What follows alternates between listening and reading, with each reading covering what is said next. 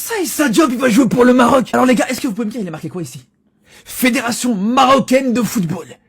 Est-ce qu'il est marqué poubelle officielle de l'équipe de France? Non les gars. Non les gars. C'est pour ça, je vous le dis les frères.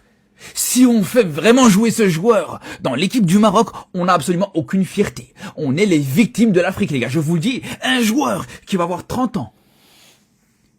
qui veut jouer et qui veut rejoindre cette équipe du Maroc à 3 mois de la Coupe du Monde. Quelques années après avoir dit ça, les gars, après avoir dit, écoutez bien. Sélection parce que j'ai pas été en équipe de France, ça serait un petit peu hypocrite de ma part. Parce que... Hypocrite de ma part. Hypocrite, on va même pas les blancs, ça serait hypocrite de ma part. Donc nous, on va ramener des hypocrites, en fait. Nous, on va jouer avec des hypocrites, des traîtres, des égocentriques. Voilà, les gars, on va aller où, comme ça, avec ça? Je vous le dis, les frères. Mais hors de question de le voir, lui, jouer avec cette équipe du Maroc. Alors, je vous vois venir, les gars. C'est pas du tout le problème qui s'appelle Diop, ou sa couleur de peau, ou des choses comme ça, les gars. Moi, ce qui me pose réellement problème, c'est cette déclaration, les gars. Le mec te dit ouvertement, il te dit ouvertement les gars, si je joue pour une autre équipe que l'équipe de France, je serai hypocrite. Cette déclaration que tout le monde a vu plutôt, que le monde entier a vu, que toute la France a vu. Je vous dis les gars, si le mec joue pour le Maroc, on sera la risée de l'Afrique. On sera littéralement la risée du continent. Assalamu alaikum mbokk internet yi Senfootball TV nuyu naa leen bu baax ziar leen di am mbégte saa su ne defal leen vidéo mbokk internet yi maa ngi espérer dooree image bi donc vidéo bi xamante ne mooy xam ngeen que te mu nekk si TikTok bi di def vidéo bi mooy youtubeur marocain bi ñu gën a xam fii Sénégal bi ñu gën a ràññee bi wax si football quoi mais dafa reetaanlu te dem ne alhamdulilah bi ma gisee information comme quoi Issa Diop dafa tànn Maroc man dama reewu sama biir bi xam nga ma reetaan dama xam ne alhamdulilah laay wax bu ñu amee joueurs yu ñu am quoi ñun dañu bëri ay joueurs ba xamuñu nu ñuy def maanaam instant ay Nobel mel ni ngay wax ay Malang Sarr te bàyyi nga ñu bëri bu ma gisee waa Maroc saa di kaas ma xam ne Maroc sax jaaxle nañ ndax Maroc bu ñu nee ba dem di wax Issa Diop bii ne su ma tànnee Sénégal wala ma tànn Maroc hypocrite la quoi xam nga ma xam ne Maroc jaaxle nañ parce que Aguero nag dafa dem def opération et tout donc di ko dañoo am problème de défense ñu jël lii maa ngi dee espérer nag pour dooree vidéo bi leneen lu tax ma wax ko mooy libérer nos supporters mu ngi bëgg a yàgg instant yi nag ñoo ngi wax ne moom toujours dinaa ko wax ñoo ngi ñaan grâce pour Korité bi xamante ne moom nii suñu kanam ñu ngi ñaan sax weeru tedd bi lépp lu ñu si ñaan suñu borom defal ñu ko donc ñu ngi ñaan à chaque fois suñu supporters yi ma gis tey beneen information tey suba jox naa leen que mooy ko waa Maroc ba tey ñoo ngi yaakaar ni war coupe bi mën na ñëwaat génne nañ seen article ba teg xam nga ne dañuy def appel pour que ñu delloo leen coupe d'Afrique bi Sénégal mën a ñàkk sur tapis vert nag boo nekk gi déggee mooy Sénégal ñàkk 3 heures ñoom ñu jox leen coupe parce que Sénégal dafa génne sans que arbitre bi wax leen ñu génne donc ba tey ñoom ñoo ngi sukkandiku si loolu alors que article yi passe gars yi génne nañu leeral bu baax dem nañu kaf joxe nañu ay sanctions ñoom ba tey mën ñu nangu li yàlla dogal quoi nangu leen li yàlla dogal loolu moo gën donc tey moo tax ma gisee seen Issa Diop bi bu fekkee jour bi ñu jëlee lii moom baax na bu dawi boobu booy boobu nekk lii te France sax dafa ko soxla woon milieu terrain très technique sax xam nga benn 2007 la donc kooku ñu koy convaincre moo tax lii day nekk ci li ma yàgg a wax ay at ci ginnaaw ay 5 ans 6 ans ci ginnaaw ba mu naan toog naan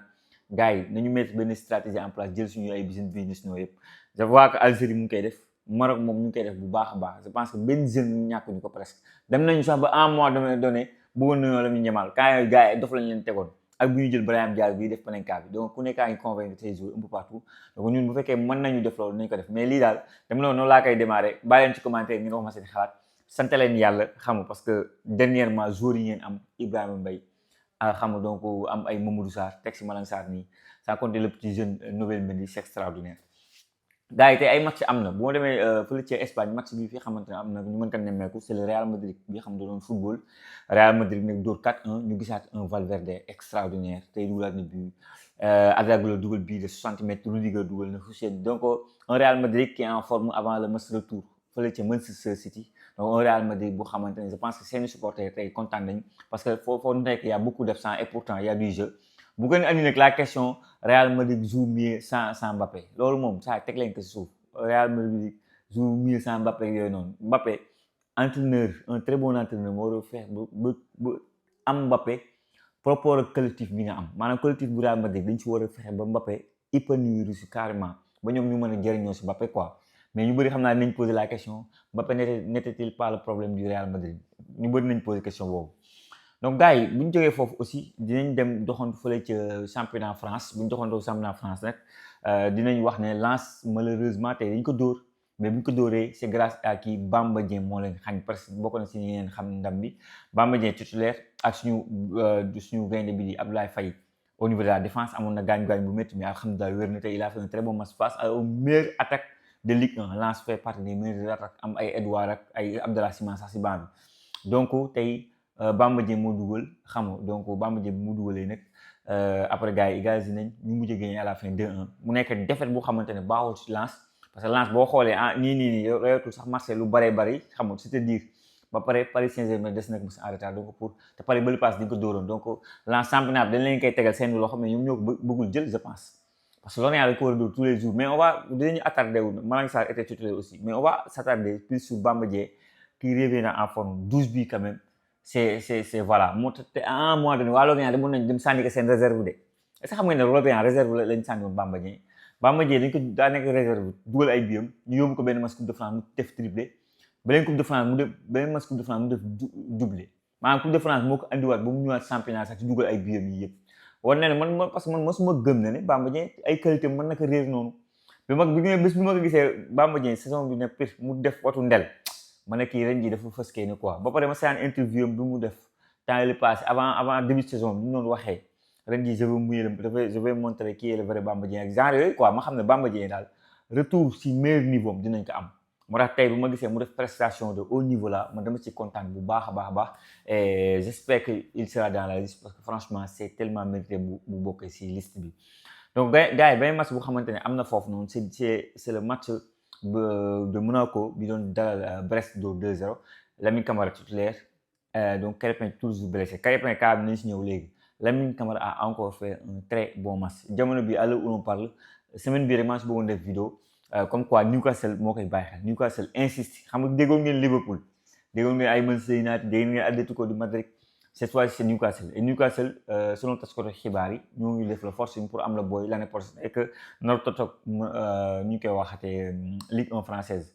à noter que peut-être que loolu mën na nekk dëgg parce que Guimarães aussi équipe yi gën a mag foofu ñoo koy laaj moo xam Liverpool Manchester City ñëpp bëgg a Guimarães donc Guimarães boo il faut que nga remplacer que parce que un joueur bu am moteur benn bi am deux pour moo mën a daw partout nekk dans la récupération mën a répondre à haute intensité Lamine Camara am na loolu noonu yëpp donc Lamine Camara Newcastle bàyyi na ko xel bu baax a baax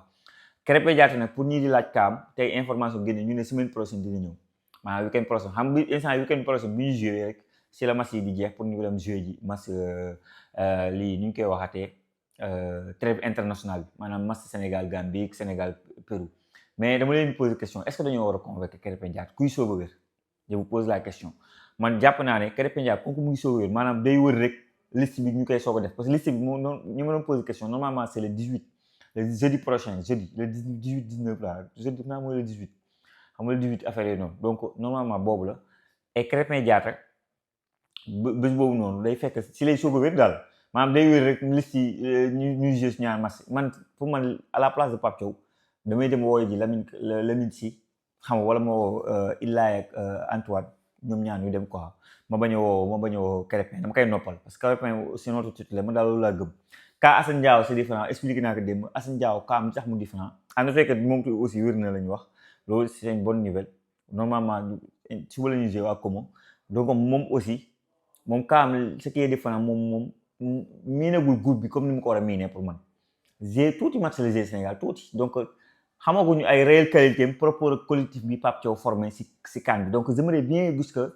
collectif bi qu'est-ce que ça va donner avec benn Iliman Ndiaye est-ce que dinañ am benn connexion parce que moom Iliman Ndiaye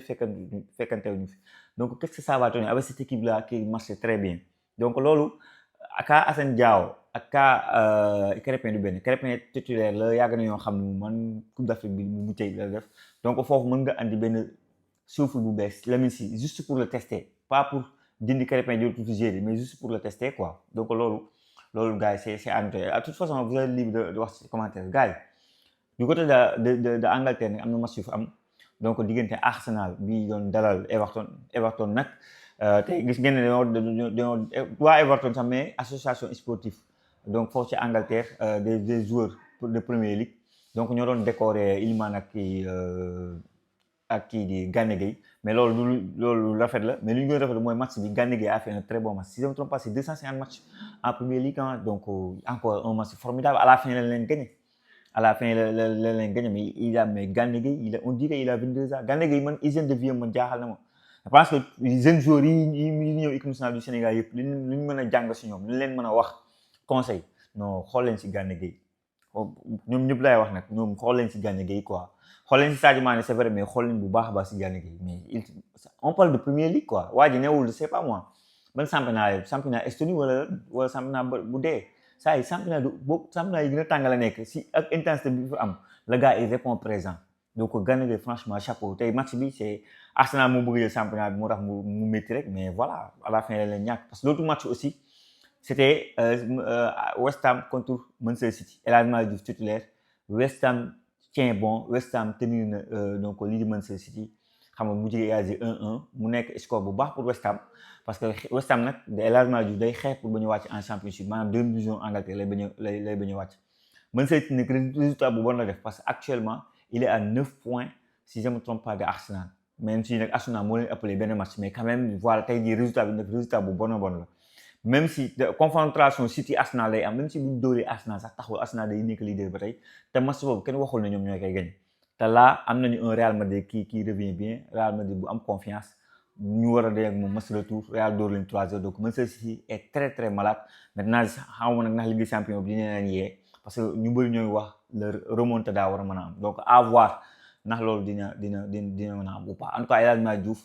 équipe boobu est en grande forme et que ñoom Pape Matar Sarr demee dañoo war a gagner Liverpool au moins ñu am match nul parce que instant yi nii West Ham ñëwaat na foofu Nottingham muy fii Tottenham am na problème ba pare ñu ngi am 11 blessés deux joueurs yu xam ne dañoo incertain donc Arsenal Tottenham de Pape Matar Sarr c'est compliqué gars yi sans compter ñu ngi war a jouer match de champion retour gis ngeen ni leen Atlético def donc match boobu c'est à surveiller de très près donc gars yi Samba Diallo bu naa wax si moom Samba Diallo moom am na club beneen peut-être nañ ko feneen foofu benn club ru xam yu demee noonu ru tudd xam mu nekk foofu ca championnat Ukraine on lui souhaite bonne chance parce que Samba Diallo 2026 ku ñu waxoon Samba Diallo ba nii mënut a jouer au niveau ba tey da nga naan déedéet parce que bu nee di noonu ok nekkoon si petit catégorie jàpp waa Barça waa Bayern ni mu la doon def mais c'est pas qu'est-ce qui s'est passé entre temps ba voilà mënul am ay chance boobu ba léegi dina ma Kiev donc prêté nañ ko benn club on lui souhaite bonne chance foofu noonu en espérant que mu def ay prestations yu assez intéressant donc gars yi je pense que gis nañu Nicolas Jackson moom laa bëggoon wax ni j'ai noté Nicolas Jackson tey gis ngeen dañ ko encore teg titulaire enchaîné 3 matchs titulaires compagnie jox na ko malheureusement rouge la am sur Terrier et rouge bi c'est mérité dafa bëggoon yàq tànku Terrier international France bi xamante ne gaañu woon na foofu gaañu na fi ligament croisé et tout moo ne woon ren attaquant donc tackle bi c'est tellement appuyé que rouge bi c'est mérité mais xam naa ne Jackson ñëwul woon c'est voulant trop faire que c'est avec agressivité bi xam entraîneur dañ koy mettre en place moo tax mu def tackle boobu mais c'est un tackle très dangereux boo xamante ne rouge bi moom pour man c'est mérité mais bon ñu ngi koy encourager parce que il a quand même ci 2 matchs yu mujj nii c'est 2 buts benn passe décisif donc Nicolas Jackson ñu ngi koy encourager bu baax a baax donc mbokk yi de manière générale yi mu nekkoon ay informations yi xamante ne bëggoon naa ko partager ak yéen dama leen di bàyyi ci commentaire ngeen wax seen xalaat ak seen gis-gis wax leen yéen ñi bëgg maillot Sénégal yi am yu bees yi naan dafa ñaaw et tout maillot moom bu vert bi rafet na quoi bu weex bi moom maillot daax nag mais c'est pour ñi ko bëgg moom c'est toujours disponible au 77 352 31 01 77 352 31 01 mbokk yi wax leen ngeen doole ma si yeneen plateforme yi moo xam TikTok la moo xam Instagram la boo tapé Senfootball TV incha allah di ngeen gis suñu logo bi jaajëfal naa leen wax leen ba beneen sur Senfootball TV